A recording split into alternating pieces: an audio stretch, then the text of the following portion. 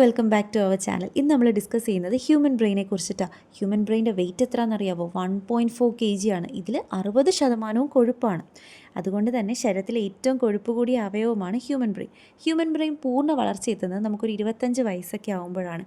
നമ്മുടെ ശരീരത്തിൻ്റെ ഊർജ്ജത്തിൻ്റെ 20% ബ്രെയിൻ ഉപയോഗിക്കുന്നുണ്ട്. പ്രധാനമായിട്ടും 3 ഭാഗങ്ങളുണ്ട്: സെറിബ്രം, സെറിബെല്ലം, മെഡുല്ല ഒബ്ലാങ്കേറ്റ. തലച്ചോറിൽ വിവരങ്ങൾ കൈമാറ്റം ചെയ്യുന്നത് വളരെ വേഗത്തിലാണ്. പെർ സെക്കൻഡ് 268 മൈൽ വേഗതയിലാണ് സഞ്ചരിക്കുന്നത്. നമ്മുടെ ശരീരത്തിൻ്റെ ഊർജ്ജത്തിൻ്റെ 20% ബ്രെയിൻ ഉപയോഗിക്കുന്നുണ്ടത്രേ. നമ്മളെ ബ്രെയിനെ ഇങ്ങനെ പൊതിഞ്ഞ് സൂക്ഷിക്കുന്ന ദ്രാവകമാണ് സെറിബ്രോ സ്പൈനൽ ഫ്ലൂയിഡ്. നമ്മൾ ഉറങ്ങുമ്പോഴാണ് ഏറ്റവും കൂടുതൽ ബ്രെയിൻ യൂസ് ചെയ്യുന്നത്. പിന്നെ ഒരു ഇൻട്രസ്റ്റിംഗ് ഫാക്റ്റ് ഉണ്ട്, അതായത് പുരുഷന്മാർക്കാണ് സ്ത്രീകളെക്കാൾ അല്പം വലിയ ബ്രെയിൻ ഉള്ളതെന്നാണ് പറയപ്പെടുന്നത്.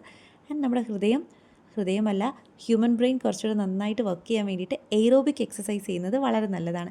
വേൾഡ് ബ്രെയിൻ ഡേ ജൂലൈ 22 ആണ്. അപ്പോൾ okay, stay healthy, Tata by.